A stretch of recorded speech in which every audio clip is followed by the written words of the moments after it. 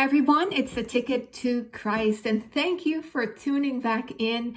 We're in the last in the series of conversations with the Lord Jesus Christ, and I really enjoyed this series because it allowed me to look at these conversations with a different eye, kind of like take a fresh look at them. And many of them I've read through for years and years and years, over and over and over again.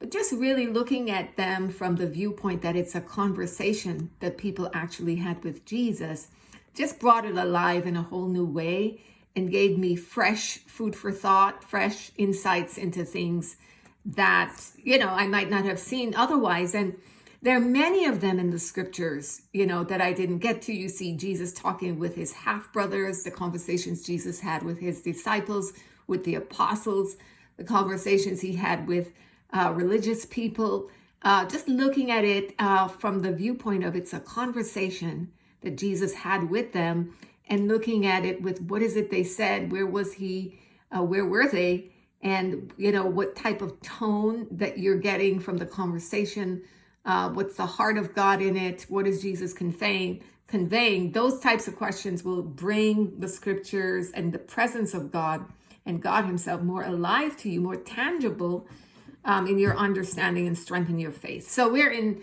Luke chapter 24. This is after Jesus rose from the dead, picking up in verse 13. And behold, two of them went that same day to a village called Emmaus, which was from Jerusalem about 80 furlongs. And they talked together of all these things which had happened. And it came to pass that while they communed together and reasoned, Jesus himself drew near and went with them. But their eyes were holden that they should not know him. And he said unto them, What manner of communications are these that ye have to one another as ye walk and are sad?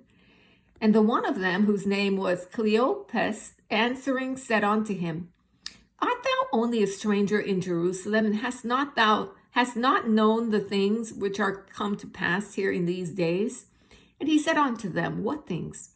And they said unto him, Concerning Jesus of Nazareth, which was a prophet, mighty in deed and word before God and all people, and how the chief priests and our rulers delivered him to be condemned to death, and have crucified him. But we trusted that it had been he which should have redeemed Israel. And beside all this, today is the third day since these things were done. Yea, and certain women also of our company made us astonished, which were early at the sepulchre. And when they found not his body, they came saying that they had also seen a vision of angels, which said he was alive. And certain of them which were with us went to the sepulchre and found it even so as the women had said, but him they saw not. Then he said unto them, O fools, and slow of heart to believe all that the prophets have spoken, ought not Christ to have suffered these things and to enter into his glory? And beginning at Moses and all the prophets, he expounded unto them in all the scriptures the things concerning himself. And they drew nigh unto the village whither they went. And he made as though he would have gone further, but they constrained him, saying, Abide with us, for it is toward evening, and the day is far spent. And he went in to tarry with them. And it came to pass that as he sat at meat with them, he took bread and blessed it and brake and gave to them. And their eyes were opened, and they knew him, and he vanished out of their sight. And they said one to another, Did not our heart burn within us while he talked with us by the way, and while he opened to us the scriptures? And they rose up the same hour and returned to Jerusalem, right? And if you read on, you see when they got to Jerusalem, the apostles were there, and they had seen the Lord. They confirmed that. And as they were talking in that room, verse 36, it says, Jesus himself stood in the middle of them, and he said, Peace be unto you. But they were terrified and affrighted, and supposed that they had seen a spirit. And he said unto them, Why are you troubled? And why do thoughts arise in your hearts? Behold my hands and my feet, that it is I myself. Handle me and see. For spirit hath not flesh and bones, as yet ye see me have. And when he had thus spoken, he showed them his hands and his feet. And while they yet believed not for joy and wondered, he said unto them, Have ye here any meat? And they gave him a piece of a broiled fish and an honeycomb, and he took it and did eat it before them. Wow. And he said unto them, These are the words which I spake unto you while I was yet with you, that all things must be fulfilled, which were written in the law of Moses and in the prophets and in the Psalms concerning me. Then opened he their understanding, that they might understand the scriptures, and said unto them, Thus it is written, and thus it behooved Christ to suffer and to rise from the dead the third day, and that repentance and remission of sins should be preached in his name among all nations, beginning at Jerusalem. And ye are witnesses of these things. And behold, I send the promise of my Father upon you, but tarry ye in the city of Jerusalem until ye be endued with power from on high. And he led them out as far as to Bethany, and he lifted up his hands and blessed them. And it came to pass, while he blessed them, he was parted from them and carried up into heaven. All right, and they worshiped him and returned to Jerusalem with great joy. This is an incredible account that we're getting from Luke, a lot more detail than we get in the other Gospels. And what is jumping out at you? What are you seeing? What are you hearing? I think this is an encouraging one to study through in terms of your faith and details, little details, little tidbits and nuggets that you can get here. I think what stands out for me is, first of all, that they were prevented from understanding that it was Jesus at first. So it says here that as Jesus drew near to them, right, as they were walking and talking, verse 16, it says, but their eyes were holden that they should not know him, meaning that their eyes were blinded, meaning not physically, but God prevented them from immediately knowing it was Jesus. Jesus prevented them from immediately recognizing him. Why would he do that? And I think it's because they were walking and talking and were confused about what had happened and had reasoned wrongly. And so he didn't want to just immediately bring the truth to them. He wanted them to come to an understanding from the word. That's what I get here. Right? So that's why he's asking him, well, what are you talking about? Verse 17. And what is that? It's making you so sad, what happened? So to kind of draw out for them to hear themselves say and explain what is it that they believe. So they're saying, well, we had trusted that he was the one, and, but he was killed. He was crucified to death. And now we're like, the third day, and these, some of our women are saying that that he's risen, but we're not certain what is going on. So there was this measure of uncertainty there. And I find it so funny in verse 25, Jesus didn't say, oh, you poor misunderstood people. He says, oh, fools and slow of heart to believe all that the prophets have spoken. God expects us to have faith and believe his word.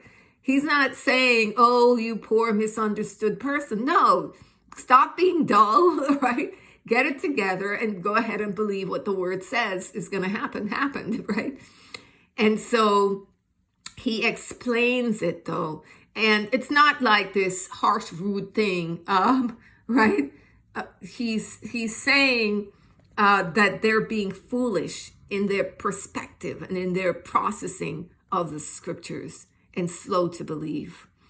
And of course he's right, because they walked with Jesus, talked with Jesus. He taught them all of this. So why is it that they're not taking it into heart? And so he expounds again to them, starting at Moses and the prophets. You see Moses predicted all of this, as you saw, and as the Psalms. You see it in Isaiah, you see it in Jeremiah, you see it throughout the scriptures. And so he explained it to them. Interestingly, it as well to me is verse 30, that it's when he took bread and blessed it and brake it, that their eyes were open. I find that symbolism very interesting throughout the scriptures. It's at the breaking of bread that something profound happens when you do it spiritually. You see it from the start, even, right? From Genesis, Eve took the fruit, right? Ate of it, right? And something spiritually profound happened. That was a bad thing. Then at the Last Supper, when Judas, took the sop, he didn't partake right in the communion. Something, potentially bad, negative happened. And here we see again, through breaking of bread, their eyes are open. And lastly, what I find interesting as well is Jesus eating a piece of broiled fish and honeycomb in his risen body. I find that very interesting, that he has a new glorified body that can eat food, right? That they could touch it, and they could feel his flesh, and they could feel that he had bones. And I find that very interesting, that his glorified risen body, he could still eat, right? And ate before them. So that was an interesting insight there, right? Because they thought that he rose as a ghost, but Jesus, no, he's risen in this new glorified physical state, right? His actual body rose from the dead. It didn't decay. In other words, that's what I'm getting here, right? I don't know if it was the glorified physical state. I guess somebody could comment in the bottom if they think that's what it was, or if they have insight there, or if it was that his actual fleshly body rose, right? And it was in, it would have had to have been glorified because he disappeared before their eyes. So, and we can't disappear, So that's what I see there. And just him again explaining to them in detail and opening the understanding of their heart and eyes, verse 45, so that they could understand the scriptures. And, I think that's what conversations with Jesus are about, is so that we can have a deeper understanding of him, of God's heart, and understanding the scriptures that we have will bring us to that understanding, right? So those are my insights from this. I hope you're getting yours as well as you study this out, and that you think it through, maybe talk it through with people. It's a good thing to have discussion about, and some people have supernatural conversations with Jesus for themselves, right? And so this is also a good, I guess, way or topic to share your faith and to share your experience and to witness and to testify of the power of God, any insights he gave you that could help others and pull them into a more intimate, deeper understanding of God, his love for us, his purpose and plan for all of our lives. Beloved, that is it from me with this series. We're going to start a new series tomorrow. I hope you join me then. Have a great day.